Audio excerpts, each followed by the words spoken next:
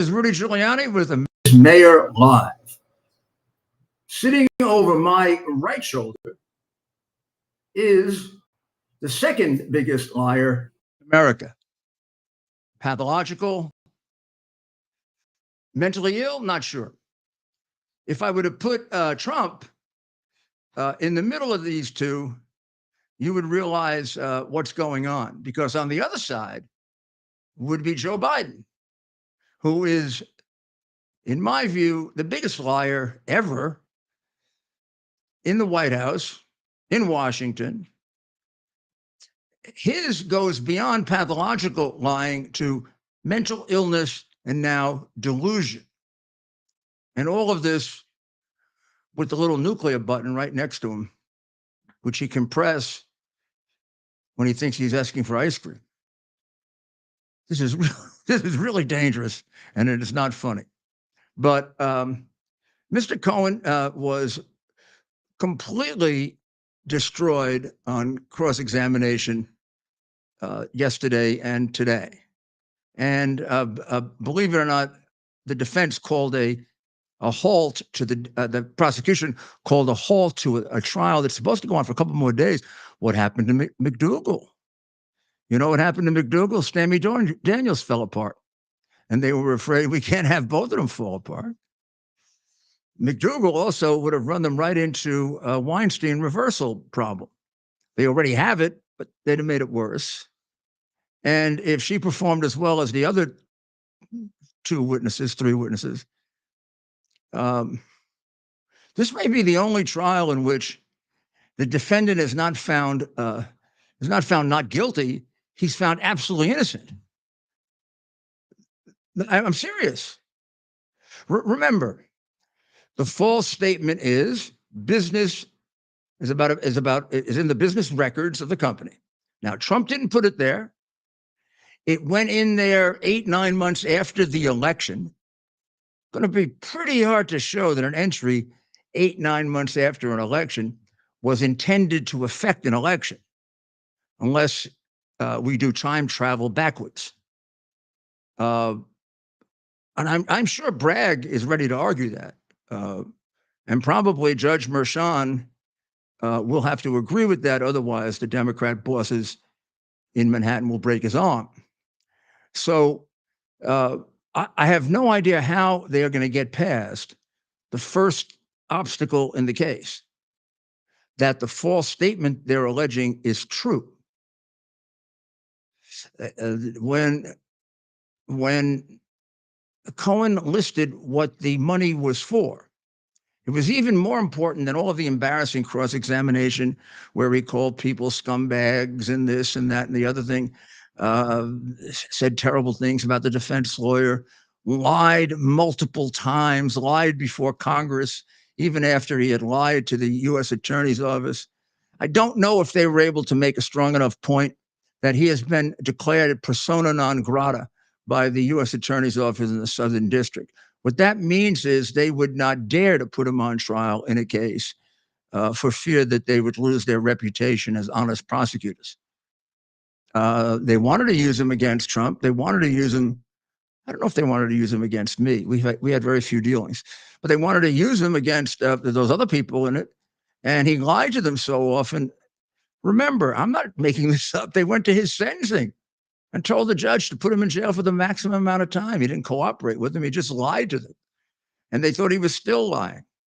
And then after he cooperated, and after he said, I'm now going to tell the truth, and I've seen God, I'll tell the truth. He goes before Benny Thompson. Benny Thompson. Wow. Benny Thompson gives him a big lecture. If anyone lies during my hearing, they will be prosecuted to the full extent of the law, including you, Mr. Cohen. Within a few minutes, Cohen started to tell a series of lies that amounted to about 8 proven easily. But the best one of all is when he announced to Mr. Jordan, I never asked for a job in the White House. I would never ask for a job in that White House. I'd never work with those people.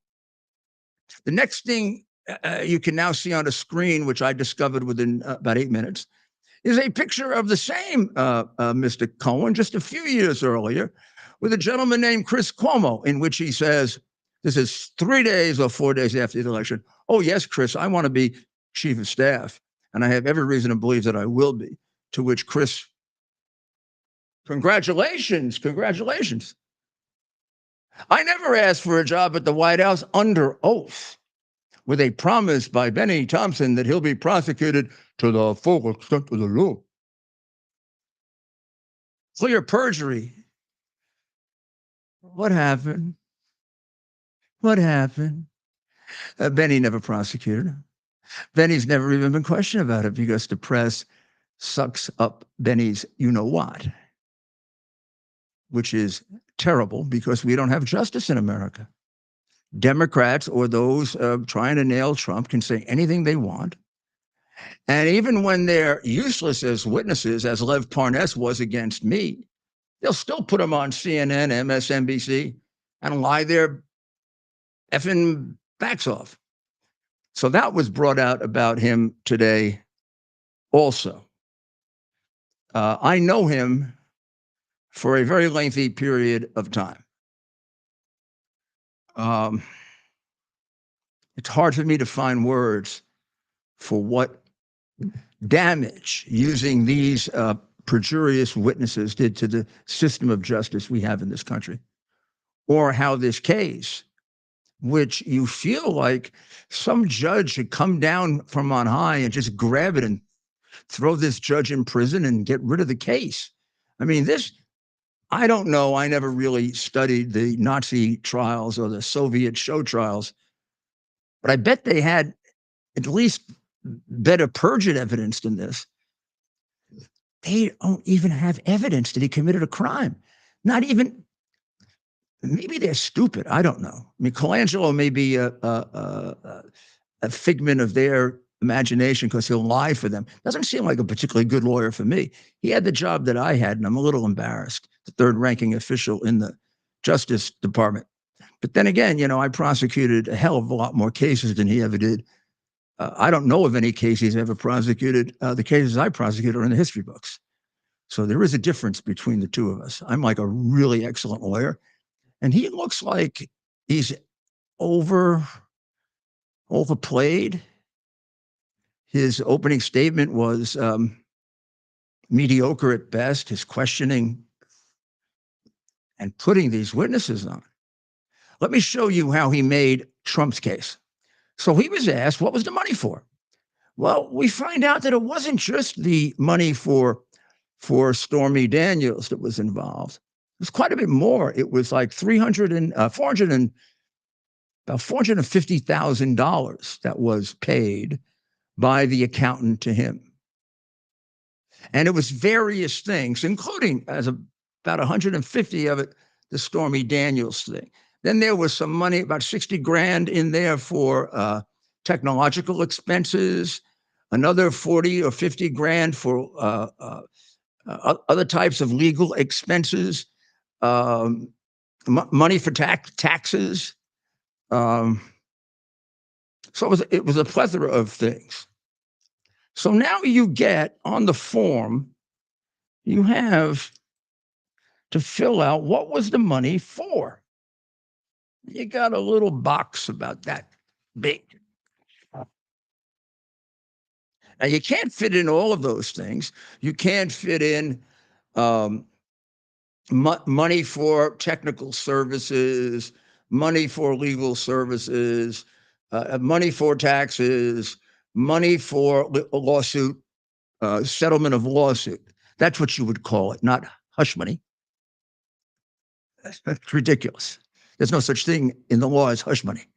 It's money for settlement of a lawsuit. It's a contract, consideration. I think one of the lawyers on his side described it. They said, what would you consider this? He said, well, we would consider it consideration. Consideration is one of the first words you learn in contract law. It's the thing that binds a contract together. For me to bind you to do something for me, I have to offer you consideration. It can be money, it could be services. So now you have a choice of what do you put in here? How the hell is legal expenses false beyond a reasonable doubt. When that's what it was. See, it doesn't have to be, Trump doesn't have to prove it's correct. They have to prove beyond a reasonable doubt that it's incorrect. Well, I don't know, let's stop playing semantics. It's absolutely correct. So now the misdemeanor that starts this case, that's barred by the statute of limitations, is not even a crime. So we end there. Or if we had a judge that wasn't a disgusting, horribly corrupt example of a lot of the judges we have in Manhattan and in Queens and in Bronx and in Brooklyn, appointed by the local Democratic boss and fraudulently presented to you as elected, like Judge Moron was elected 3 times. Somehow he never had an opponent, which says to me he really got elected in Nazi Germany or Soviet Russia or present-day Venezuela. We count something as an election like when you have an opponent, not when the Democratic boss said, "You're my choice, baby. You're the guy. And you're not getting it but for me. And you want to get reappointed? It's me, Buster. And when we come to you with a political case, I own you." Now, if you don't know that, don't practice law in New York. I was actually taught that in law school. I was taught it in a little nicer way. It was a lot of the Supreme Court justices in Manhattan, particularly, are very good because of the commercial cases. But even they, on a political case, they're owned by the Democratic Party. Don't expect to get anything close to a fair result. Everybody knows it. Nobody says it. It's been like that with a few interruptions for 150 years. And until we fix it, New York stands out in this country with one of the most crooked forms of a justice system in the country. Quite a thing for a state to have, right? But I mean, I would say that it's wonderful that Trump's case illustrates that. Judge Merchan is the poster boy for a crooked judge. Oh, just to make it even worse, Merchan was never even elected. He keeps getting appointed, dragged along for 22, 23 years. They don't put him on the ballot. So he really is an acting. Imagine trying the former president of the United States with an acting Supreme Court justice, and they want to try Bannon with the same guy. But this is obviously a guy that you can, hey, maybe we'll elect you someday when you're 92. Just keep doing what we want. Screw up Trump all the way. All the way. What do we care if it's a false statement or not? Just keep your mouth shut. What do we care if there should have been a mistrial the day that he had, 1 day of active pornography throughout the entire trial, which was, I guess sometimes pornography has to be put in court, but not when it's totally irrelevant to the case. So let's see what happens. But this case is pure disaster. Now, that was illustrated better outside the courtroom than inside the courtroom by Bob Costello. And let's see, that is Mr. Robert Costello. Robert Costello is was Cohen's lawyer at the critical time when Cohen was being investigated by the special prosecutor's office. One of Cohen's 3 lawyers, I should add, all of whom I had a relationship with because they were part of a joint defense agreement. You'll hear the whole story. You should also know that Bob Costello was my student assistant as an assistant U.S. attorney. He was chief of the criminal division in the U.S. attorney's office. He represented George Steinbrenner. He represented any number of very, very famous people. He is an extraordinarily good lawyer, a distinguished lawyer, an honest lawyer. He's obviously not a Democratic politician, hack. And he will now testify under a very strange set of circumstances where Cohen waived his attorney-client privilege out of arrogance and allowed his attorneys to testify against him. There's another attorney, by the way, that he had. Will tell you almost the same thing as Costello. So let's listen to Bob Costello give you some information that you rarely get about the inside workings of a scoundrel like this guy Cohen.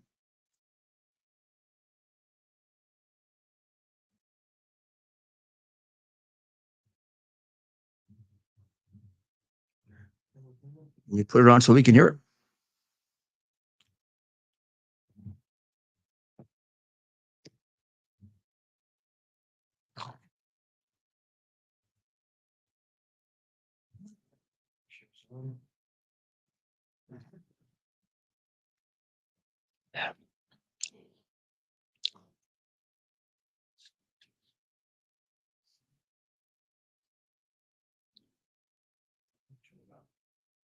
Okay.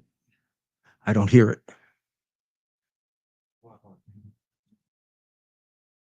been an attorney for 51 years, and I'm the former assistant U.S. attorney in the Southern District of New York, where I was deputy chief of the criminal division. I am not now, nor have I ever been, an attorney for Donald Trump, any of his family members, or any of his businesses. I've represented quite a number of high-profile individuals, but never Donald Trump. During the period April 2018 to July 2018, I represented Michael Cohen. Today, I can talk to you about what Michael Cohen told my law partner and me, because Michael Cohen waived the attorney-client privilege at the request of the U.S. Attorney's Office for the Southern District of New York. The reason was Michael Cohen had pled guilty to 8 felony counts in the Southern District and was seeking to lessen his sentence. And he thought he could be clever by going into the U.S. Attorney's Office and lying about cooperation. Michael Cohen went to the U.S. Attorney's Office and accused Rudy Giuliani and myself of conspiring to obstruct justice by tampering with a witness, namely Michael Cohen. The story, which they were floating at the time and his lawyers put out in various newspapers, was that we had dangled a pardon under Michael Cohen's nose in order to keep him quiet so that he wouldn't testify against Donald Trump. When I received the call from the U.S. Attorney's Office saying, Bob, we'd like to talk to you about your representation of Michael Cohen, I said to them, can I presume that you guys are sitting there with a copy of the waiver of the attorney-client privilege? They said, you presume correctly. I told them to scan it over to me, and once I received it, I'd be delighted to talk to them. And I did. I went down to 1 St. Andrews Plaza with a lawyer who had been the chief of the criminal division when I was deputy chief, Tom Fitzpatrick.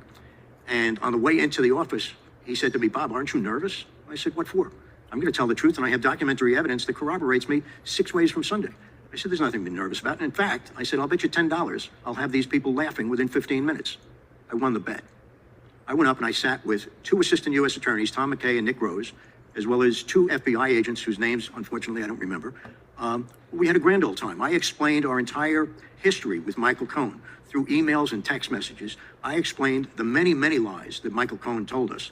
Most especially, I told them that when we first met Michael Cohen in April of 2018, keeping in mind now that I read Michael Cohen's testimony from yesterday's trial in New York on the way down on the train, and virtually every statement he made about me was another lie. A lie that can be proven not just by me denying it, but by myself, Jeff Citron, or Rudy Giuliani, or emails or text messages. Virtually every statement that he made.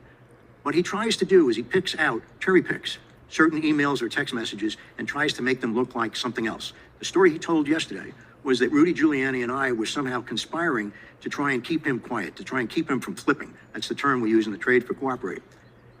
That's ridiculous. The first day that we met with Michael Cohen at the Regency Hotel, at his request, and there's email correspondence that show this, we went up there. I had never met Michael Cohen before. I didn't have any idea who he was or what sort of problem he was in.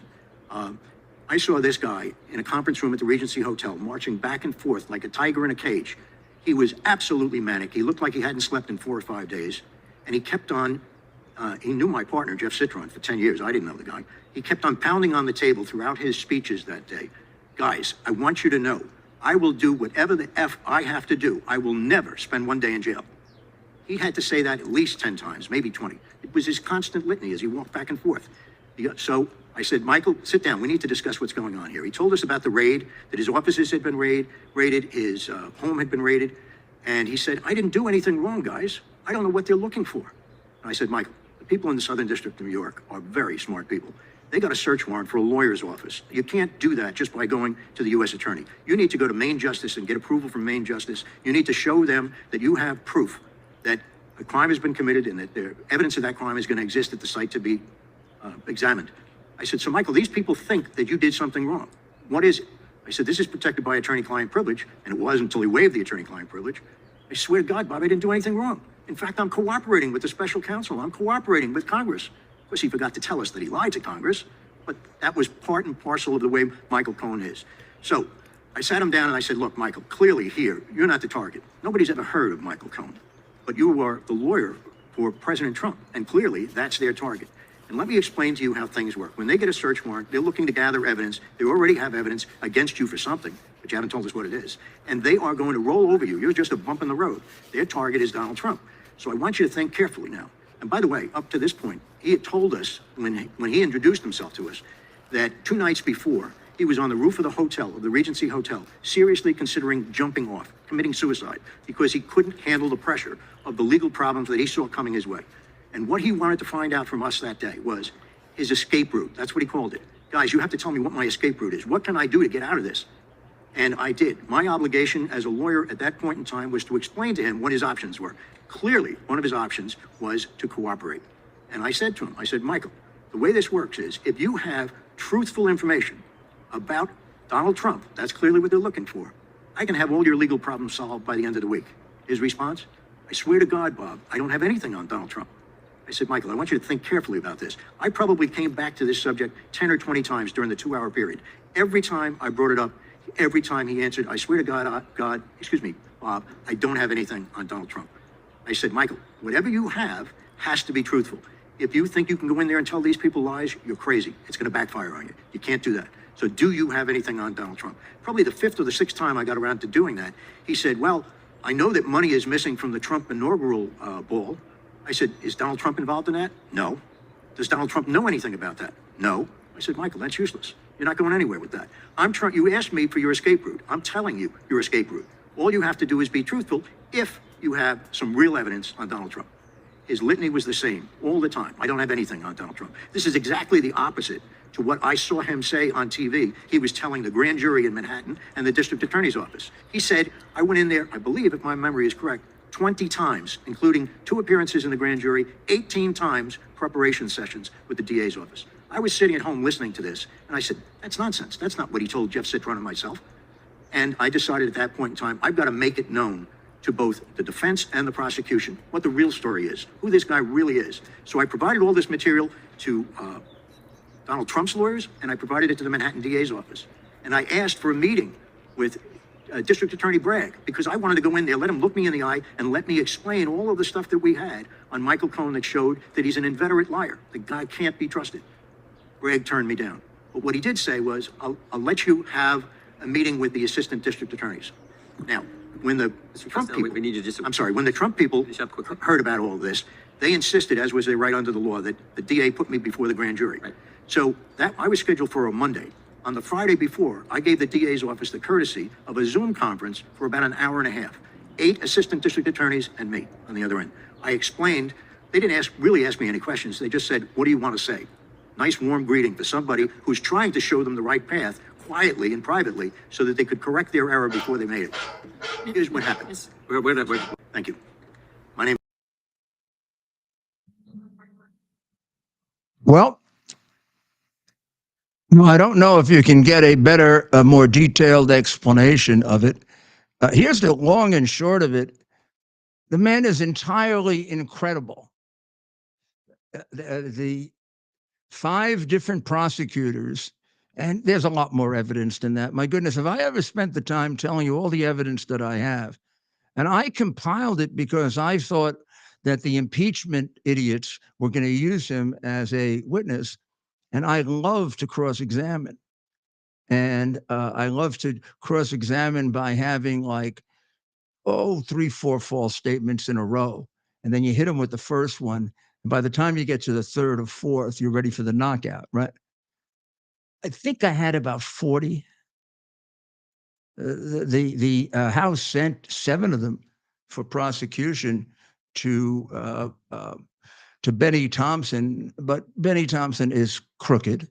as you know. He wouldn't have run the J6 committee the way he did if he wasn't. It's pathetic, the people that we have in our government, really pathetic and dangerous as hell.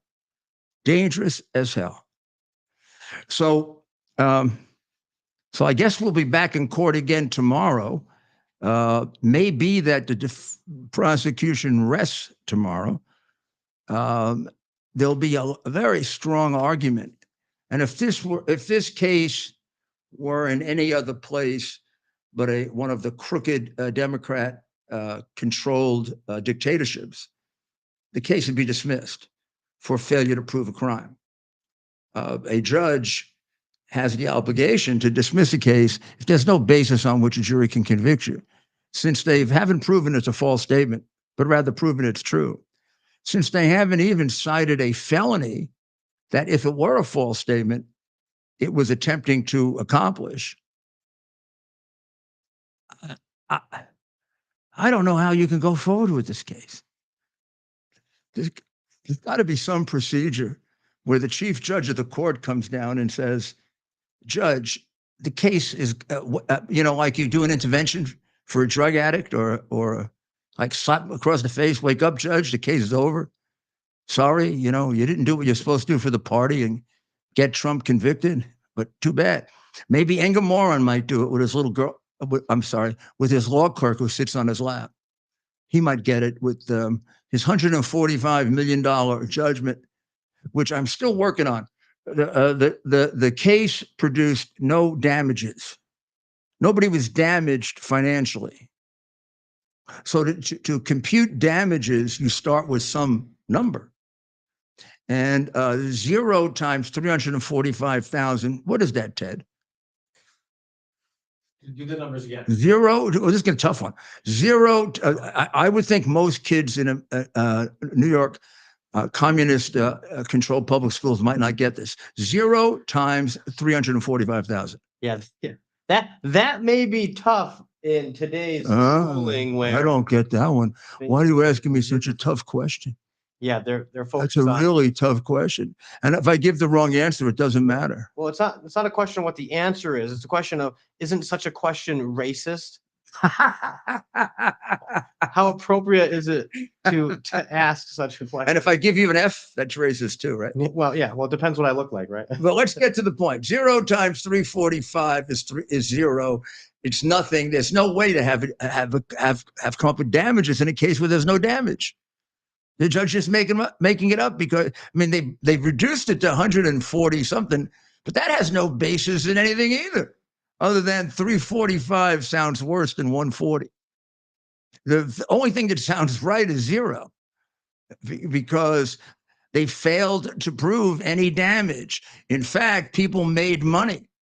Trump should argue, you got to pay me for the case. The banks have to pay me for making money for them. Oh, by the way, all those banks are willing to do business with him again because he makes money for them. This is as absurd as it gets.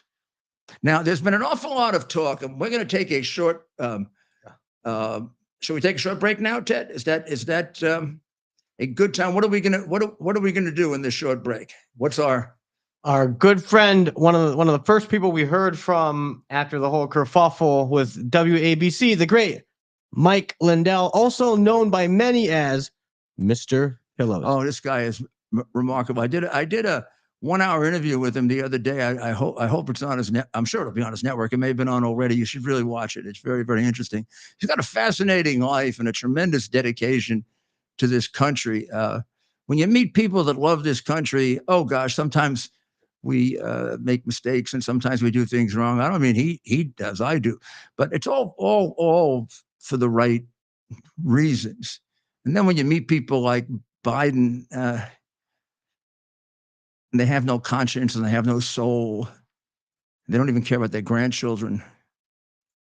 Gosh, how did even if he was actually beaten, which I believe he was, he still got 60 million votes. My grandmother would have said to you, "What are you, Stunad? You can't see this." Even back then, he was telling us how much he liked little girls touching the hair on his legs. You 60 million who voted for him, you want a president who likes little girls touching the hair on his legs? You think maybe that has to do with all the gender garbage we have going on right now, trying to steal our kids? Yeah.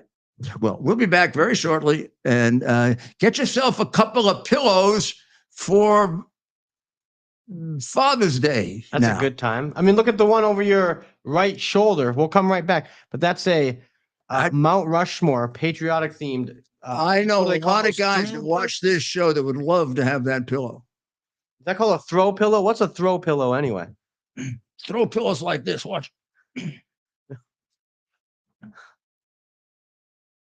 It's a throw pillow. We're having the biggest sale ever on overstock clearance and brand new products. For example, save 60% on our Goose Down comforters, the best comforters ever. They go perfectly with our MyPillow bed sheets and duvet covers. Save 25% on our brand new kitchen towels. They're made with the same technology as our famous My Towels. Our initial quantities are extremely low, so get them now before they go.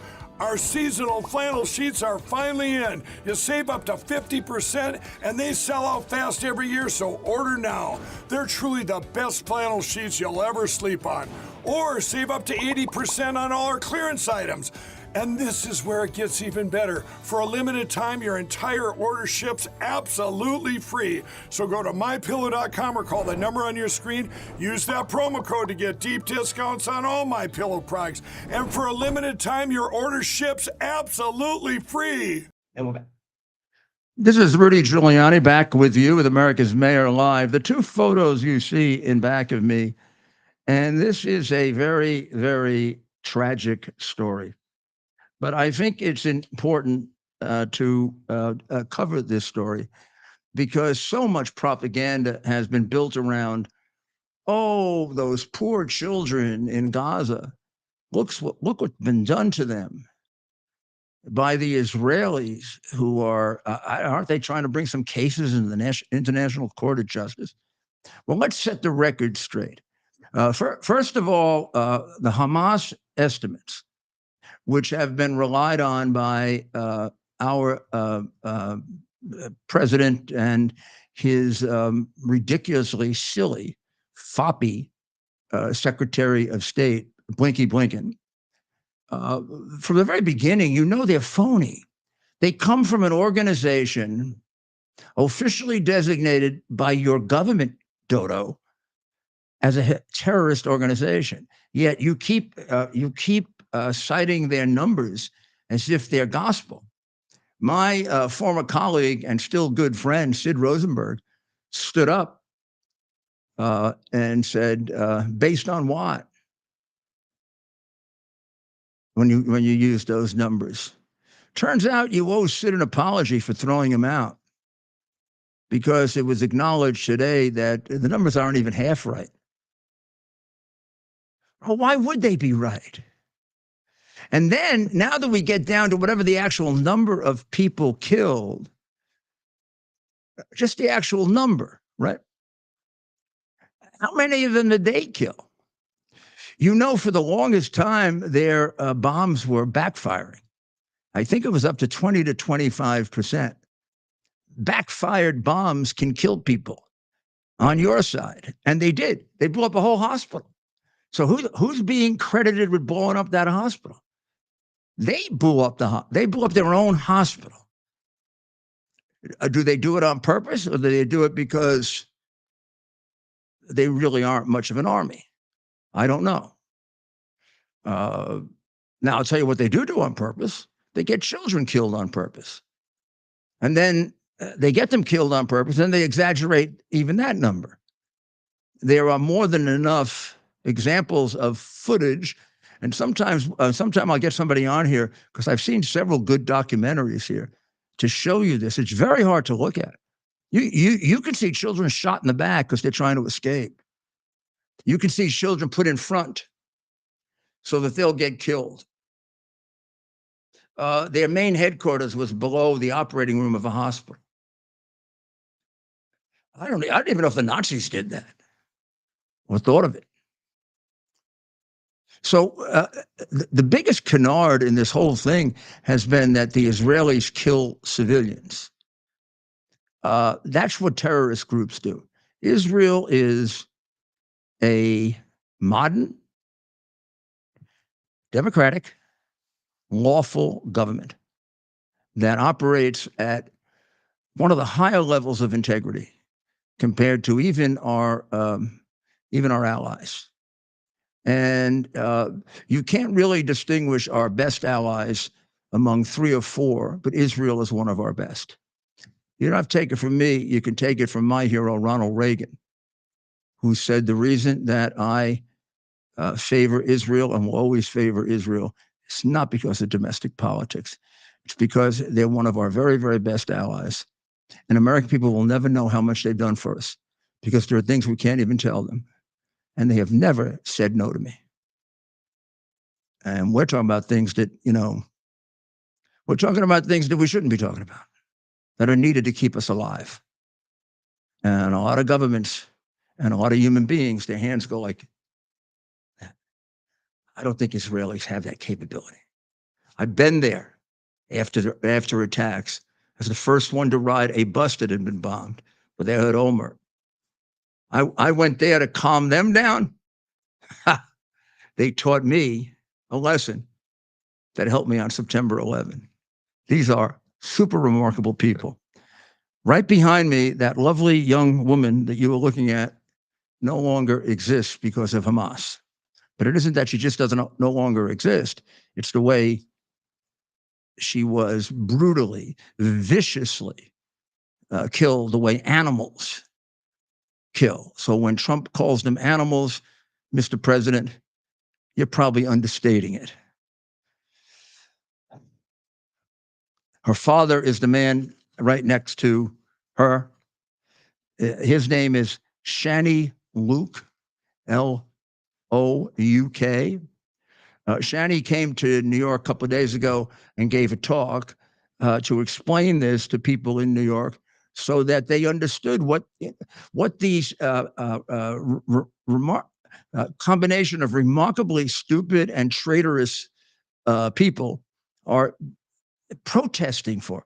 They're not protesting for civil rights. They're not protesting even for a guy shot by the police. They're protesting for terrorists that can kill some more young ladies like this. The young lady is Nassim Luke. She was 23 years old. She's a German Israeli, I think dual citizenship, and she was a tattoo artist. And you probably have seen pictures of her because they were used a lot, in October of her beautiful modeling of the tattoos. She is a remarkably beautiful lady. Look at her. He is devastated, and this was the first time I think he was able to talk about it. And he said that she was at the music festival and she was grabbed by these animals. And within seconds, a lot of her clothes were torn off. And we did have a picture that will capture this. That's the picture. At the very, very bottom there, you see her body. Her legs, you can see bleeding. You can see that the top of her blouse was ripped off. Thank goodness, for purposes of dignity, she's face down. I think at this point she was dead. What they did to her before or after she was dead, I don't know. They have had situations of rapes after death. These people up here, the ones screaming and yelling. These are the people that the American students are protesting for, so that they can remain strong, so they can kill more Shanies. Biden now is specifically on a campaign, as the New York Post pointed out in its editorial today, to preserve Hamas. Remember, we can't rely on numbers, but let's use the Hamas numbers. They say 15,000 dead. I think Israel agrees with that. of course, it's hard to know exactly how big Hamas is. Officially, probably about 35 to 40,000. That leaves more of Hamas in existence than gone, if you were to stop right now. Its leadership is completely intact because it's been protected in Dubai and elsewhere by Biden, who's on their side. It's now 100% on their side. So that these people who you see here can do more of this. There's no other explanation. Bibi has them cornered in, well, not quite. Got very, very interesting. And the Israeli IDF is so damn smart. You just can't, just let them do their job, Joe. Geez, let them do their job. I mean, you don't let our military do its job. Let their military do its job. And what about all this thing? I can't find, maybe somebody can help us with this. I remember Sanctimonious Dodo during the campaign criticizing Trump for using a quid pro quo about military aid to Ukraine if they didn't investigate the Biden crooks. If Zelensky didn't investigate the Biden crooks. Now, a couple of problems with that, which we'll get to in a moment. But isn't what he's doing right now threatening Israel with no more 2,000-pound bombs, no more ammunition, no more intelligence, unless you stop it right now? And what's his motive? National security? Like hell it is. His motive is to get the extremist Islamic vote, to the extent there is such a thing, in Dearborn, Michigan. Go to hell, Biden. That's where you belong. You belong in hell. Selling out America for a couple of votes in Dearborn, Michigan by a bunch of crazy Islamics that hate our country, that celebrated when the citizens of my city were destroyed by crazy Islamics. You're going to get more people killed over it? How many people, when you finish Biden, do you want to kill? You're in the thousands by now. Not a single person in Ukraine would be dead because Putin wouldn't have invaded if we had a man in the White House. And particularly if we had a man named Trump. When we have a creature who displays cowardice, dishonor, confusion, dementia, and a partiality for China, which is easily explained to a person like Putin, because a person like Putin is not like the moronic press and idiot liberals in our country. He knows that China didn't give you $31 million so that Hunter could buy more drugs. And then you prove to us why he gave you that money when you gave up Bagram Air Base. You gave up an air base 400 miles from China. Nobody even talks about it because everybody's censored. I mean, there are things that even the conservative media doesn't emphasize. How could you have possibly given that base away if you were a loyal American? And the thing about you that is totally contradictory is loyal American and Joe Biden. I mean, we've had a lot of crooks in this country, and I've prosecuted a lot of them. But you are unique. You didn't just make a fortune. You made a fortune really selling our country out. You sold us out to Ukraine, and you sold us out to China, and I'm not sure about Russia. You're sure not winning that war in Ukraine. Your silly idiot Blinken goes over there with 60 billion more. You refuse to have an inspector general for the money in one of the most corrupt countries in the world. And you think you're helping the people of that country? No, you're not. You're playing with the crooks that you've always played with. If you cared about the people of that country, which you don't, like you don't care about the people of our country, you'd make sure that money got to them. I know Ukraine. I know that money's not going to get to them. I know Zelensky's mentor is a massive crook. He was the chief money launderer of Ukraine, named Kolomoisky. He was exiled until his guy got in, who he paid for, Zelensky. Now he's in prison so that Zelensky can protect him. And you can't insist on a inspector general because Zelensky would tell you to shove the inspector general up your ass. Or he'll put out the other pictures. I don't know, Joe, I've got about 1,500, but that's only one computer. He may have the really perverted ones. I don't know. I got a couple of really perverted ones that I turned into the Delaware police and the FBI. Of course, they didn't do anything with it. They didn't really care about your granddaughter being in danger. Even Hunter cared about it, Joe.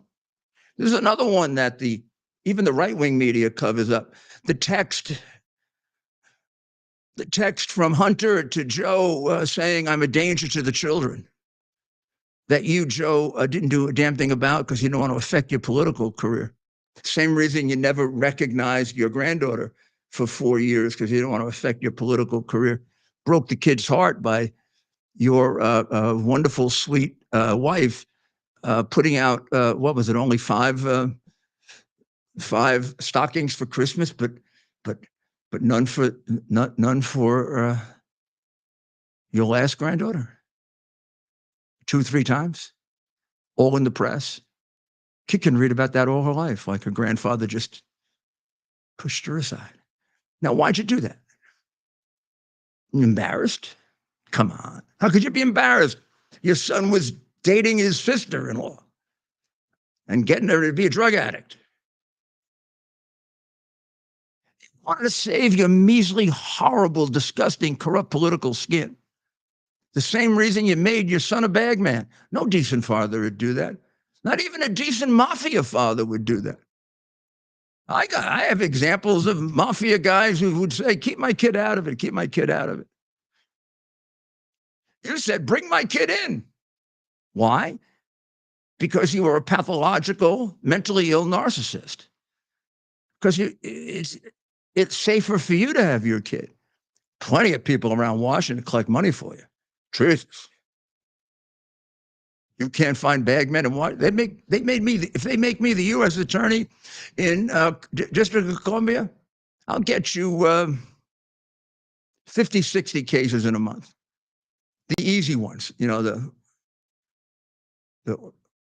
smaller bribes. You're a world-class bribe taker. Honestly, I never heard of 31 million, 8 million. I put people in jail for 50,000, 100,000, 200,000. You are really a world-class crook, bum, and piece of shit. We'll be back very shortly.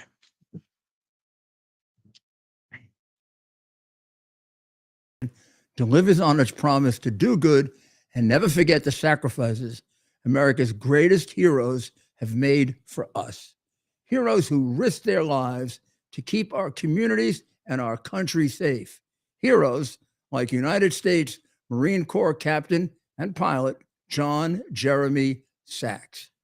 Captain Sachs sustained fatal injuries when his military aircraft crashed during training, killing him and 5 other service members.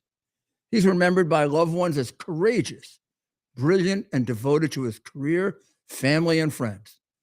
John is survived by his wife, Amber, who gave birth to their second daughter 3 months after his death.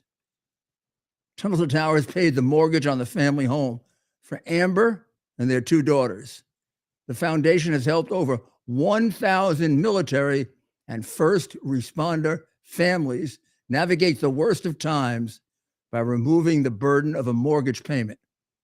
Our nation's heroes and their families need your help now more than ever.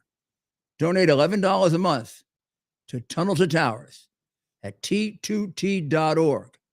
T2T.org. That's T, the number 2T.org. T2T.org. Please donate now.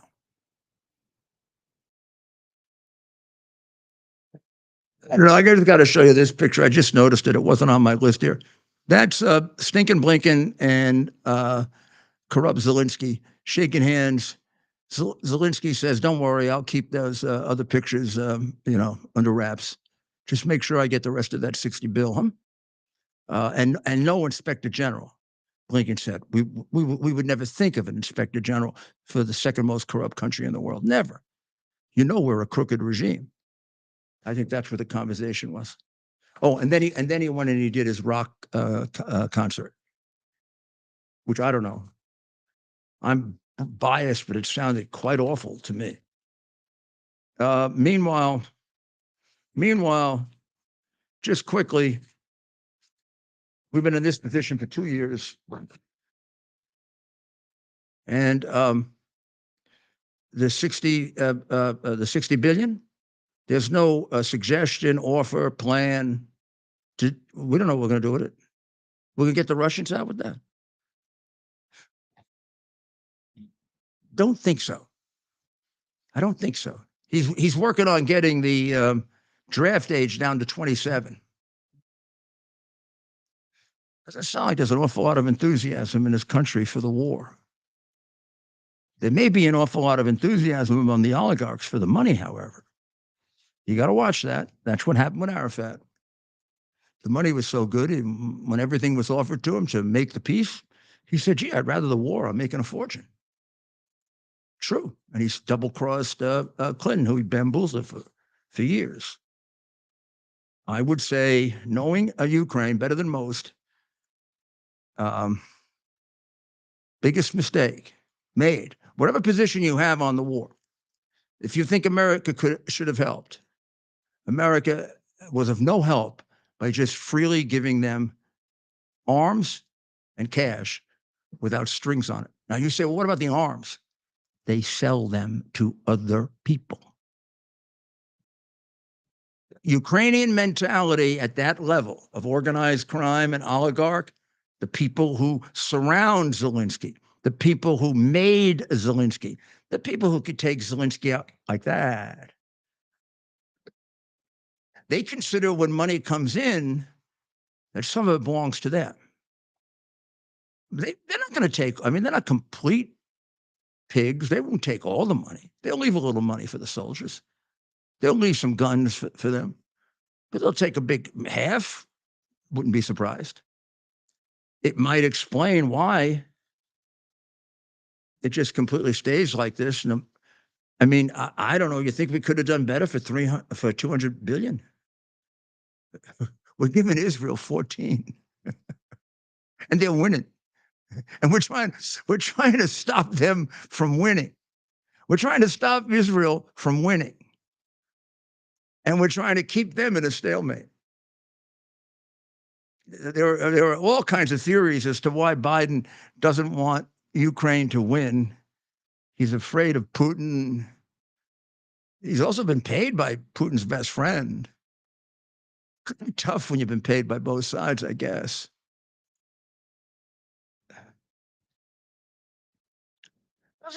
Come on, Ted. Yeah. I know you don't like to get involved in these things like I do, but I do. Whoa, what do you mean? Doesn't Blinken look like a wussy? Stinking Blinken. Yeah, I've always wondered where that guy came from, to be honest. Yeah, I always wondered where that. He's the only guy that's about the same size as Zelensky. Little Z. Look. Where the hell did that guy come little from? Z may be wearing his high heels. Those are very expensive sweaters, I can imagine, with all the money. Yeah. The comedian actor who was made by the crookedest money launderer in Eastern Europe. A lot of people say he was much better than the Russians at it. And the thing that hurts me the most, I'm looking at this and I'm seeing that the Russians are making little inroads now. They're making little inroads again because, look, I would say that Putin, this is like any rush to an armistice. So each side in a rush to an armistice tries to it gets really vicious at that point. They want to get as much territory as they can, because the more territory you have, the better your bargaining position, right? So one of the great frustrations for the Russians has not being able to get Kharkiv, which is, this is very small map, Ted. Will this help them at all if I show them Kharkiv right here? Yeah, and I think we might even have a map where we can put it up. Let's see if it has Kharkiv on there. Ignore the, because this was from a very specific time. But there's Kharkiv. Ignore the red. This is from March 2023. Well, that's really good. At I least can shows see you. Kharkiv. It was in red then at the beginning. See, that's what Russia grabbed immediately. Now they have consolidated it. So can we put a little? No, go back to that one. We might as well go back to that one. It's nice and clear, and you can see it. Try to get it up to date. So one. Do you see where that red arrow is? That's about where the Russian occupation now begins. Kharkiv is free, and everything west of Kharkiv is free to Kiev. But that area between where the line stops and Bakhmut is now held by the Russians, as is that little area around Mariupol held by the Russians. That's all red. That's their corridor to Crimea, which was a crucial strategic goal for Putin that he has obtained. His obvious goal would be to take all of Ukraine. If he couldn't take all of Ukraine, his fallback was, give me a continuous road to Crimea, which to him is critical. And does he have other objectives beyond that? Yeah. Could they be contained if he got a deal? Probably. So we know Putin's objective. Putin would love to look for an opportunity to get beyond that. He's got objectives right beyond Crimea. And he's got some Russian ethnic territory that he could grab. What's the Ukraine plan that we're paying for? Do they really expect to throw Russia out? I mean, I don't know. I haven't heard. I mean, I haven't even heard like a plan. You might laugh at the plan, but I haven't even heard it. We gave them the money so they could continue to fight. And we know in our souls and our hearts that all the money's not going to fighting, because there's so many crooks there, it'd be impossible for it to all go to fighting. And if it all gone to fighting, it probably wouldn't look like that. And the president refuses to have an inspector general. I don't know. What does he have to tell you? People are stealing the money? And then don't give me this holy horseshit about how you're doing it for the Ukrainian people. You're screwing the Ukrainian people, just like you've always been screwing the Ukrainian people. When you support, stay involved in, benefit from the utter corruption and degradation of that country, you're destroying the people of Ukraine, Joe, and you're one of the most egregious in that respect. Yeah, you're So we're up. only people you're worse to are the people in the United States. Here's an up-to-date map. If it wasn't for you, every Ukrainian that died would be alive today. There's no chance in a million years that Putin would have invaded under Trump. Do I have to do it again? I will. Putin invaded 3 times in 15 years under 3 presidents, but there were 4 presidents in that period of time. He invaded Georgia under a weakened Bush. He invaded Ukraine under 12 red line Prince Obamas, who never could shoot a single shot to protect Syria, and Russia had to come in and do it. And then he did another one under Biden after you proved to be the most dishonorable, cowardly president in the history of the United States in our withdrawal from Afghanistan, where you got hundreds, if not thousands, of people killed needlessly by withdrawing the troops before the civilians, which is like signing their death warrant in a country surrounded by a terrorist. You also gave away a strategic airbase. And in addition, you gave a bonus of $85 billion in arms to the terrorists, some of which were probably used against the Israelis recently. But it made the Taliban one of the biggest arms merchants in the world. It's almost impossible. It's almost impossible that this actually happened. It's like a really bad movie, but it's our reality because you stole that election. You know, it really would be terrible if you actually were elected. It's actually better for the American people if historically we can show them the truth that the election was stolen. It would show we're not that stupid. Maybe we're a little naive and maybe we're too trusting about the upper level of the Democratic Party being as corrupt as it is. But at least we're not so stupid that we elect a demented man as president. A lot of people, wonder about that. They look at you. Now, if you live in a different country, right, than America, and we look at you, I mean, if a leader of another country was walking around like you, what would we say? What's wrong with those people? That guy's got to be put in a nursing home. In your case, in a prison. But let's take out the crimes. So that's the situation in Ukraine. And I say Putin tries to grab as much territory as possible so that when he sits down and negotiates with Trump, he's in a position of as much strength as possible. And what I am very, very concerned, I have a very personal interest in Kharkiv because I work there. And I helped them develop their emergency management center. I know their story in great, great detail. It's a really wonderful story. And they have, as you can see at the beginning of the war, they were captured. And now for the last 18 months, they've been free. Not that they haven't been bombed every other day. They just tried about 3 weeks ago, another assault on Kharkiv. And they got the shit kicked out of them. The Russians did. And I'm going to tell you, the people in Kharkiv are mostly ethnic Russians. But Putin made a very big mistake in 2014 when he invaded a city that admired him and killed people there.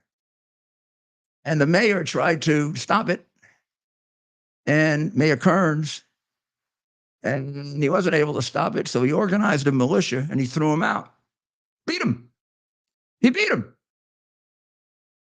One of the few places to actually beat him in that area. And then they developed a very, very strong militia. The mayor tragically lost the use of both his limbs. When I met with him for the first time, and he wanted me to help him, well, first of all, with security in the town because it had become chaotic. And then secondly, with planning a emergency management center, he was unable to walk. But man, he could get around. He was sharp as a tack, and he had been a marathon runner. He died before this war, shortly before. And his deputy mayor, who was his, I wouldn't say his brains, but equal to him, has now taken over. And so far has won every battle with the Russians. Just out of pure guts. But on the other hand, if Russia wants to, let's face it, they've got them outnumbered 10-1. And I have a feeling that for purposes of negotiation, they want to get back to where we were showing them at the beginning of the war and make that land bridge to Crimea as big as possible. Because then they could give like Kharkiv back and they'd have something to do. I'm not sure they want Kharkiv anymore. It's too antagonistic to them. Kharkiv used to love them and vote their way. Kharkiv now hates them with a passion. And Putin's not a dope. He's an evil murderer, but not a dope. The areas of Ukraine, by and large, that he's holding are areas that always voted for the pro-Russian Ukrainian party. Now, he's created damage there by what he's done. He doesn't have the support now that he had in 2013, but he still has some inherent support there. And in Crimea, he's got tremendous support. But he doesn't want to hold on to a territory. that's just going to spend its entire time, you know, rebelling. And Kharkiv will do that. It'll make the French resistance look mild. But to grab them for a short time and use them for bait, smart. And looking at where their armies are going now, I fear that that's the case. And of course, there's also this whole thing that Biden has never given them enough to win. So what's sometimes it's too complicated to figure out when people are that evil and that demented. So any questions, Ted? Well, we have we have a live audience, as we do many nights down here in Florida. And so we thought we'd start off by They're very giving quiet. our audience with very, very quiet, contemplative. They're listening to every word. He's never quiet. Danny's never quiet, but Danny is so into the conversation and he's taking mental notes. You know, he'll have a lot to say about this, but let's offer our audience. We'll just kind of send the mic around, and if you have a question, mental notes. He's going to have me up until 4 a.m. Go ahead and ask. So we'll go to our first friend here in the audience. What is your question? Fire away. I'm curious, Rudy, where do you get your news from? What are the most trusted news sources? I see you have a lot of information in front of you, and you know, young people today get it all from the internet. And you know, back in the day, we used to read the Journal or whatever. So I get a lot of the basic news from the Wall Street Journal and the New York Post. And even though I have some very, very serious disagreements with them, and yesterday they did an incredibly unfair article about me, filled with lies, there's still a solid publication where you can get honest news. They're also the publication and the only one that had the courage to print the hard drive when I gave it to them. I wish they'd be more honest about it and point out when they talk about the hard drive that they didn't get the hard drive. It was given to them by me. And nobody else would have been able to get it but me and the gentleman you saw, Bob Costello, because Mr. Mac Isaac wasn't going to give it to anybody else. We were the last people he trusted. And a lot of the damage that's been done to us has been done for that reason, including financial damage. But in any event, by and large, you can trust the Post unless they get on their Murdoch-inspired anti-Trump craziness, which sometimes will include me because I'm, you know, a substitute. If they can't beat up Trump, they'll beat me up. And I would think they owe me a little more than that for having gotten them the hard drive. At least an honest story. Today's story was ridiculous. I'm not even going to mention it. I mean, it's just like totally internally contradictory. And the guy claims he tried to reach me. But even if he did, I had spent 20, 30 minutes on the phone with his colleague giving him my side of the story, and none of it appears. And they pick a picture where I look like a maniac. Now, they just screenshotted it, and now they're going to use it. I've been in this business for too long not to pick out a nice picture. picture. On the other hand, we are pretty damn desperate, and I'm going to say very many times I admire the Post and some of the positions they take. Wall Street Journal has even further gone on Trump. They really, although in other areas, the Wall Street Journal is a very solid newspaper. On the subject of Trump, they have a very serious case of Trump derangement syndrome, and it affects their news coverage as well as their journalism. I'm sure they don't recognize it, but they do. But you can rely on them for basic facts. They still have journalists. The Times, Washington Post, they're useless except for seeing what you have to deal with. But when you read it, you usually find out that half of it's untrue from they make things up that fit their ideological perspective.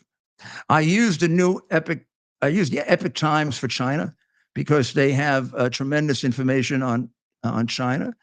I have certain people who are scholars on these areas of the world, and I talk to them all the time. I have a particularly strong network that gets you inside of Iran, deeply inside of Iran. So I'm pretty secure that I know what's going on there. I've got a lot of, I did a lot of work in Israel. I'm very well known in Israel. And I might say, if I can say it, I'm very popular in Israel. So if I want to get something from Israel, I can get it. And then you rely on 50 years of experience, I've been in most of these places. I had the privilege that BB gave me of actually watching the Iron Dome operate for two days during the third Palestinian attack, when the Iron Dome was 98% successful. And one of the nicest things I think I ever did is I got Bibi to write a letter to Mrs. Ronald Reagan thanking President Reagan for sticking with Star Wars, because if he didn't, a lot of Israelis would be dead. And do you know who the major opponent of Star Wars was? Dodo. Biden. Because he couldn't figure out the simple concept that if I have a missile that's faster than your missile, I can shoot it down. Star Wars, Iron Dome, whatever you want to call it, is about as simple a concept as you can have, and very complicated to do. But here's a missile going along. Here's a missile that's faster. It takes it out. The same way we take out airplanes. Now, I explain that because I was in the administration then, and I actually helped to start Pfizer. I explain that to a lot of Democrats or whatever, and they get it right away when you say, the Star Wars thing is just being done for political purposes, but for national security purposes, realize this is enormously important to us. If we can develop missiles that can shoot down their airplanes and missiles, we can create quite a nice shield for ourselves, but we always have to stay ahead of them. I mean, we always got to watch out for the missile that can evade us. And as long as we stay ahead of them, we can be safe. And maybe eventually they'll just wear down and give up. Well, that's what Gorbachev did for a while. But then the Russians began, and we cut back, and Trump tried to rebuild a good deal of it, and this guy has deteriorated it. I don't know who he's working for. I think Biden's a communist, straight out and out communist. Well, when he knew what he was. Here's Danny. I'm in trouble. No, my questions are all right, Danny. But obviously, I believe that that Biden is compromised. He's corrupt and compromised. And essentially, I don't even think that he's a president. I think that Obama and Obama's people are the president. If you look at Blinken, he was involved in the other administration. All of these people, half of them helped with the Iran deal prior. They're back in the administration again, where they were in Obama's administration. Now they're there. I think it's a possibility that Obama really controls what's going on, possibly Rice. But at the end of the day, we're looking now at his ratings are poor. They're tanking. And then it's ill-advised for him to take the side of the far left and AOC and take the side of the protesters and Hamas, like you said, for just a few 100,000 votes. I mean, he's probably going to lose millions of votes just to get a few 100,000. Why are they making? Doesn't that seem to be? Forget our prejudices or our way of looking at things. Doesn't that seem to be a stupid political position? It seems to be completely illogical, which is hard for me to comprehend because he's allowing himself to tank in the polls. Now, when you look at it now that he's tanking in the polls, it's like we were discussing this earlier, but it wouldn't make sense for him prior to debate. He obviously can't hold himself in for a couple hours, maybe if he's on Red Bull or something. So the fact that he's willing I think it's super octane Ritalin. It's something. Who knows? Maybe it's his son's cocaine, but but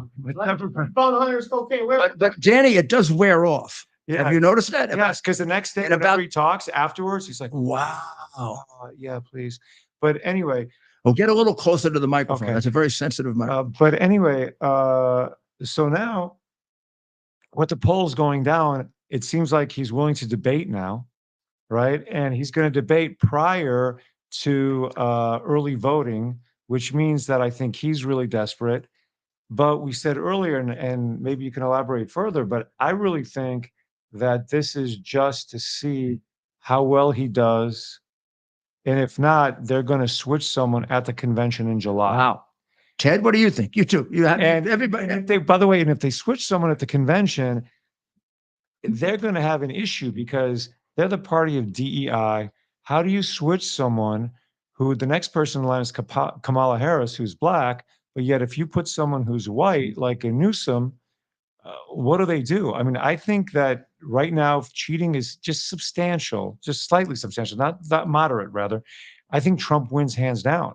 And if you fought Trump for 7 years and then now you're trying to put him in jail, even if he wins, are you going to hand him the keys? So now he I know come back we've to talked go about after that. you? You're worried that they're going to do a real civil disobedience. Correct. You know, I was watching some tapes the other day with because of a podcast we're going to do shortly. I didn't realize how much preparation they did last time for civil disobedience. I mean, they were before the election, they were preparing to take over the Capitol. And I think a lot of January 6th, which I think they orchestrated, they planned. And what they planned on several scenarios. One is that Trump would win and how they would stop him. And one was if Trump was ahead, how would they stop him? And the other was if Trump was behind but contesting, how would they stop him? So they had plans for each scenario, and all of it involved insurrection. And you have no such evidence about anything on Trump's side.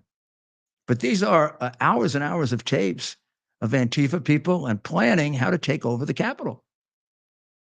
That is being ignored by the press, of course. But I think it has to get out, because if it doesn't get out, they're going to do it again. This is the whole reason I got fired. Or, you know, in a way, had I been willing to say I won't cover the 2020 election, I won't comment on it, I'd be back at ABC. But I don't like censorship at all. But I got very suspicious that I'm being censored on maybe the major issue. If we can't cover what they did wrong before, they're going to feel perfect immunity to do it again. The more we can get out what they did before, law enforcement, everybody else rallies around us to try to prevent it. Well, that's why the real insurrection was November 5th, and when the election was stolen from Trump. And January 6th was just the cover-up of the insurrection. Trump wanted to put 10,000 of the National Guard there. Pelosi didn't allow it. The mayor of Washington, D.C. didn't allow it. And then all of a sudden, an insurrection happens. And from what we've read and what we've seen lately, there was at least 200 FBI hidden that participated. And some of that information is slowly coming out. And just like now, if you look at the protests at all the schools, 50% of the people that are being arrested are not even students. They are professional antagonizers, which I think they're the same people that were involved in Antifa or BLM, and they just chose this cause. Because the real issue is that it's the Constitution, it's the Republic, it's our democracy and our freedom, and the goal is for us to be sheep and to be ruled. And that's what I think their long-term goal is. And I think our job, I'm talking about myself and others, is to keep alerting the American people to this so that we stay very, very focused, very enthusiastic, very much on our guard. Don't assume a damn thing, and be ready to, in a political sense, fight like hell. And I like, for example, in Pennsylvania, the Republicans are organizing large numbers to bring out the vote on the first day. They want to see if they can reverse that whole thing where Democrats are winning by X amount by election day. Some of it legit, a lot of it phony votes. So let's see if we can, and if we stay active in that process, we'll be able to observe a lot of the cheating. If we just let it go and we're not there, I mean, they'll cheat like, I mean, in Philadelphia, if you don't cheat, you're not allowed to eat. Well, are you aware? I'm not quite aware, but are you aware of the changes or of any of the Yes. modifications that is going to be made to monitor? Well, big ones in Georgia. So Georgia just passed another reform bill that's going before the governor, Somehow they got to the governor and separated him from the attorney general, the one who said the election was perfect. What's his name? Ratzenberg. Brad Ratzenberg. So 2 weeks ago, they put out the report. What was it? 3,000 votes, triple counted, double counted, triple counted, which is just an example, right? But 3,000 on 11, you're getting there, right? You got to do it piecemeal. But most importantly, 375,000 votes missing. Ratzenberger immediately said, this doesn't mean anything. How could 370, of course the press buys it all. And how could 375,000 paper ballots in a state that was separated by 11,000 not matter? Where are they? What happened to them? When you consider that we never got to inspect them, from our point of view, we have no idea what they are. And I suspect very heavily those are the ballots that caused the reason for why they didn't want us to inspect, because those are the ballots that are not folded over, and they have to be if they're mail-in ballots. Those are the ballots where we might be able to show a machine did it.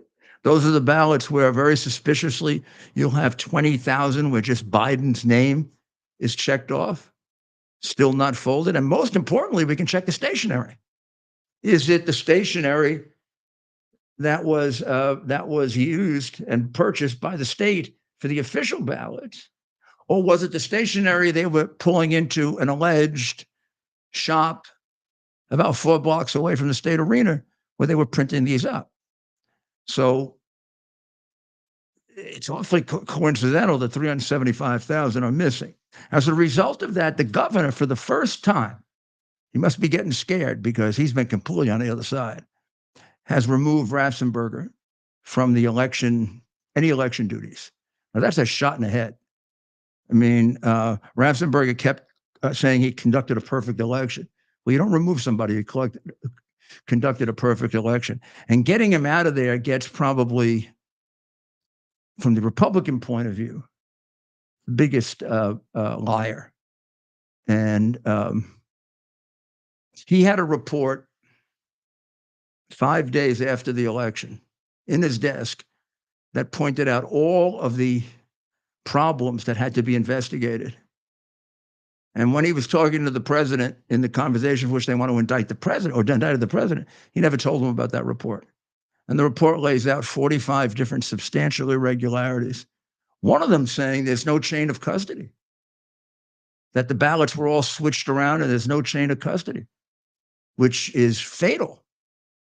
He never told the president that. He hid it. It was discovered 2 years later. And I mean, there's a guy who belongs in jail. But I'm glad that, I mean, Kemp will never put him in jail because they probably could rat on each other. But he took him off the election thing. And the lieutenant governor, Burt Jones, looks like he's in charge. The lieutenant governor was one of the leading Republicans advocating that the election in Georgia was fraudulent and advocating for a real recount where you could examine the paper ballots, which we never got. And he actually was part of the group with Senator Ligon, who asked Pence to hold up so they could do that. What they wanted, they conducted their own investigation. They had 120 witnesses. Senator Ligon wrote a letter to, the whole group of Republican senators wrote a letter to Pence and said, please give us 6 days so that we can conduct finally a real audit, because they kept counting the same phony ballots. So let's assume that we're right. The 365, 75 are the phony ballots they put in to make up for Trump's leading before they stopped the counting. If we found those, you'd have switched the election. So you had to protect those. I mean, I remember one day we had our expert who's named Pulitzer, strangely, And he came in with all his people. He had his little machine. He was all ready to go. And the state police, at the order of the governor, kept us out. What the hell is the state police doing protecting Democratic fraud? And I mean, we aren't going to harm the ballots. You could have 1,000 state police around us. Pulitzer had a process where you could put, I think Georgia used just one stationer. Some states use two, not much harder. So you take the stationery and you put it on one side of the machine. This is a guy who is an expert on paper, also on ancient scripts and texts and stuff like that. So we developed a machine that you put one side here. This is the known, and then you take all the ballots and you run them through the machine. The machine will kick out anything inconsistent with the official stationery. And then you'll get to examine it and you'll see, well, did the machine make a mistake? Or gee, this is cheaper paper. Where did this come from? And then you may actually get to see on it strange things like only Biden for 40,000 votes, or he believed with some evidence that they were using a machine. They were too lazy to check off the ballots themselves. They were using a machine. That you can tell. You can tell the difference by examining it. You can tell the difference between a one done like that and one done by a machine. Now, if this was all on the up and up, and you wanted to prove to the president that the election in Georgia was straight, why wouldn't you let us do that? Instead, you lie, you cheat, you get the crooked press on your side. Georgia, I think, will have a free and fair election this time because they have changed the rules. And what's he leading by 8% there? Yeah. And a couple of them he's really pulling away. Yeah, Arizona. Arizona also was a place they cheated like hell. And I think the people of Arizona are disgusted. I think we're going to still have trouble in Pennsylvania. Not that the people of Pennsylvania won't vote for him. Gosh almighty, he had a landslide in Pennsylvania. I was shocked. I am among his advisors back then, particularly one of the biggest proponents of Pennsylvania.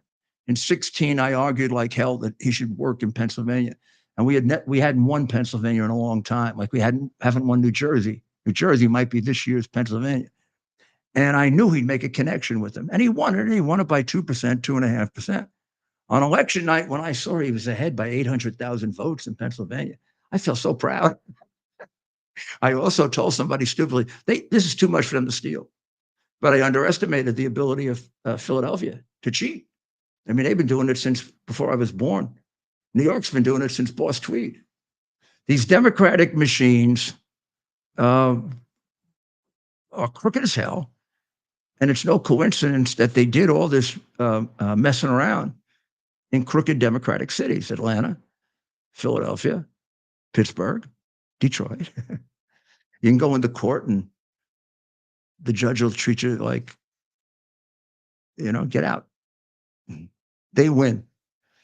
You'll have no chance. You can't even put witnesses up. The reason I escaped the courts and went to the legislature is so that we'd have a record of this. Because at least I could get Republicans in the legislature to allow these witnesses to testify. And then some of the legislatures like Arizona and Georgia went beyond us, called their own witnesses. And Georgia's got a hell of a case. Lincoln put together a hell of a case. And the attorney and the lieutenant governor knows it. I don't know if he can say it out loud. Lincoln can. But Atlanta, the worst cheating was in Pennsylvania because they had the most to make up. But per capita, if that's possible, the most cheating was in Georgia. And isn't it funny that all the states that he was ahead in, when they stopped the counting, Biden won every one. He didn't even pull out one. And how about the fact that in every one of those states, he's ahead now? Right. In a few of them by a lot. Things change that much.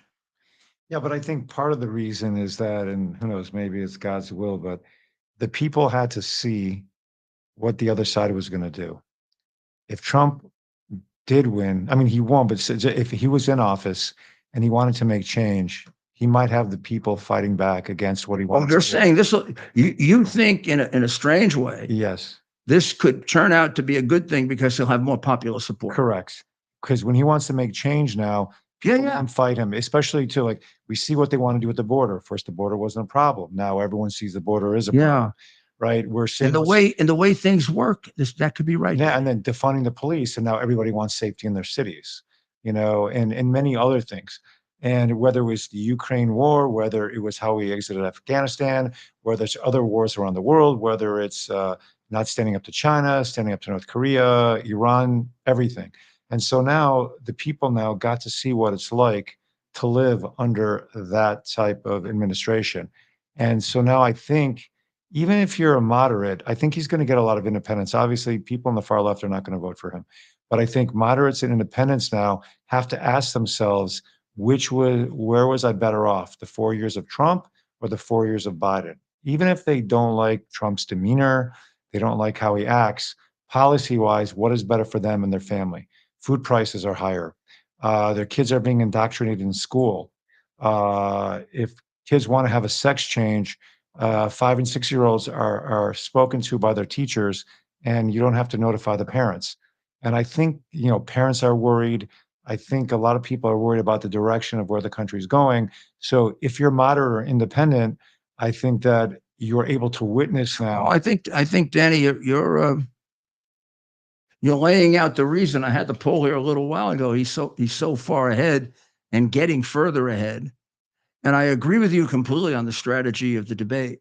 I think the debate, and you can't escape that it's June 24th, which has never had a debate on June 24th. It's extremely early. Not even, I mean, they want the mail-in balloting before the debates. Yeah, So I mean, now, why would they do it early? You could say, well, if you want to do it early, do it when the mail-in balloting starts. Right. This is before the mail-in balloting. It's before the conventions. So I think it's a dry run for the convention. This is take a look at him and see if he can make it to the finish line.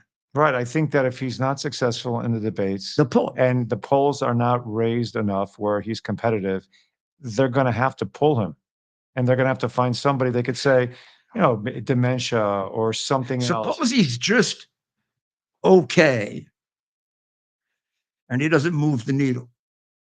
He doesn't get destroyed, but he gains nothing. Yeah, but if he doesn't move the needle, he's still behind significantly at the moment. So it's going to be harder to get rid of him then, though. If they get him all pumped up and he looks, if he looks so that the jerkos can say he looks all right, then it's going to be hard to get rid of him.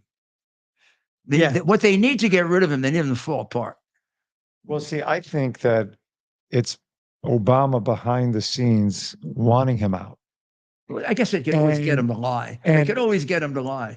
Yes, but they need him. They have so much on him. They need him out, because if Trump wins, a lot of people are going to be exposed. A lot.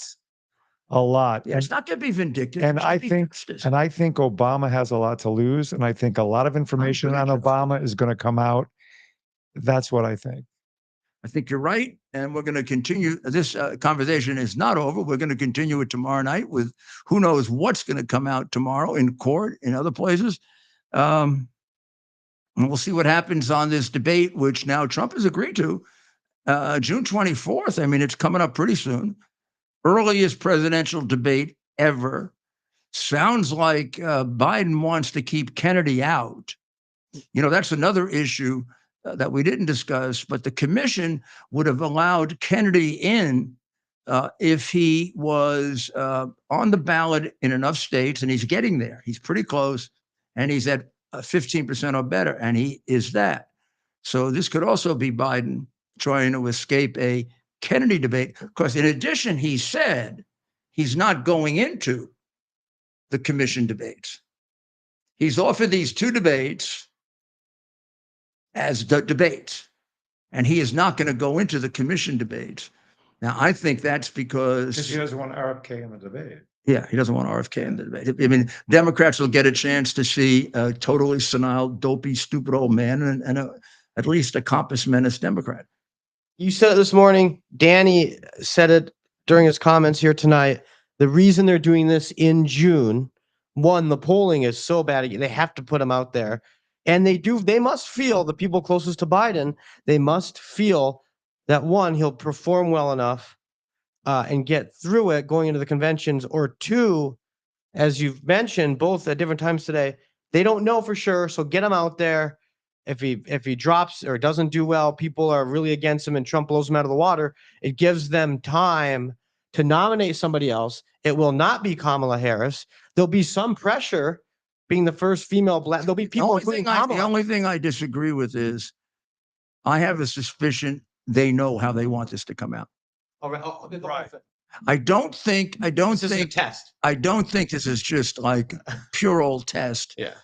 Will Joe do well and I think they want him off. Yeah, I believe so. Too. You know why?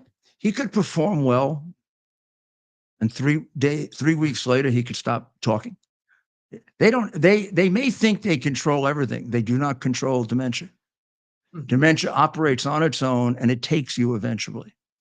And he's dangerously close to a guy that looks like he's going to go into, I don't know where the hell I am, and I don't know who the hell I am. And if that happens, there's nothing they can do. And that's the wild card that you have no control over. None. What the problem is, he is the best kind of person for these people behind the scenes that are calling the shots, right? What better than a president who's not all there? They can total control him. The president has to at least be able to win get the election. past what he's doing. Yeah. He's got to be able to get up and at least say, hello. Yeah. If he gets up and says, if they make the calculation, if they make the calculation that he can win as a puppet without a brain, they'll keep him. But you're right. They may be at the point where they're making the calculation. What I'm saying to you is they are not in, no matter what happens on the 24th, they're not in control of what happens on September 1st. This disease is the disease in which every family who's dealt with it, if the person doesn't die, person goes out of it. He wakes up one morning, usually unexpected, doesn't know who the hell he is, who you are, or where the hell he is. And that's the disease he has. They can lie all they want. That's what he has. And you can see it happening. You can see how it's much worse now than it was a year ago, year before, and you can see it developing from then. But now, I mean, now they have to surround him with all these people. I don't know how they rigged Air Force One so you can get on with 4 steps. Jesus, my little 2.5-year-old granddaughter could get on there now. I mean, it's ridiculous what they're surrounding him with all these people, so we don't watch how he walks. Every step is like a drama. Is he going to fall apart? Well, we are going to be back tomorrow. I'm going to ask everyone, as I always do, to pray for the people of Israel since they're being stabbed in the back by Biden. Number 2, pray for the people of the United States because they're being stabbed in the back by Biden. And pray for us. And we thank you for giving us the strength to be able to combat this. God bless America. See you tomorrow at 3 on X, all the rest of the channels, and then at 8 again. That's our new schedule, and we're working on a whole big new schedule. But right now, we got to keep up with getting you the news nobody else will get you, like on ABC, where you will not hear anything about the 2020 election fraud, even though there's a lot of evidence developing, like the dismissal of the Secretary of State in Georgia. You have a right to know that. Certain networks will censor that so it doesn't hurt Biden. We'll be back tomorrow. God bless America.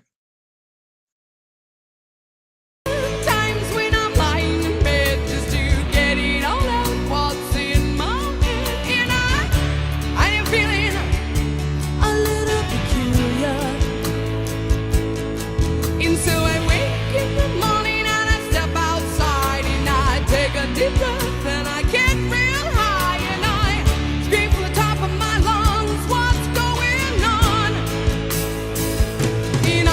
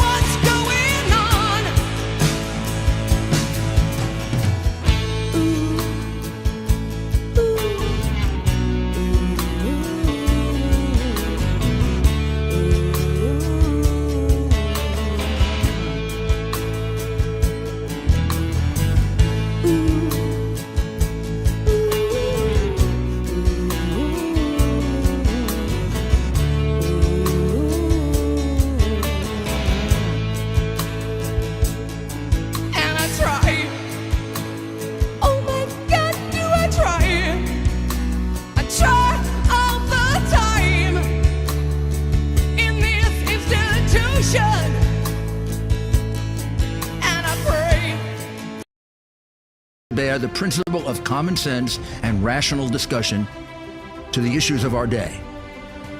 America was created at a time of great turmoil, tremendous disagreements, anger, hatred. There was a book written in 1776 that guided much of the discipline of thinking that brought to us the discovery of our freedoms, of our God-given freedoms. It was Thomas Paine's Common Sense, written in 1776, one of the first American bestsellers, in which Thomas Paine explained, by rational principles, the reason why these small colonies felt the necessity to separate from the Kingdom of Great Britain and the King of England.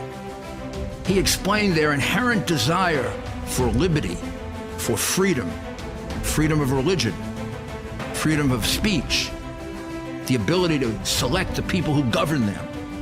And he explained it in ways that were understandable to all the people, not just the elite. Because the desire for freedom is universal. The desire for freedom adheres in the human mind, and it is part of the human soul. This is exactly the time we should consult our history. Look at what we've done in the past and see if we can't use it to help us now. We understand that our founders created the greatest country in the history of the world, the greatest democracy, the freest country, a country that has taken more people out of poverty than any country ever. All of us are so fortunate to be Americans. But a great deal of the reason for America's constant ability to self-improve is because we're able to reason, we're able to talk, we're able to analyze. We are able to apply our God-given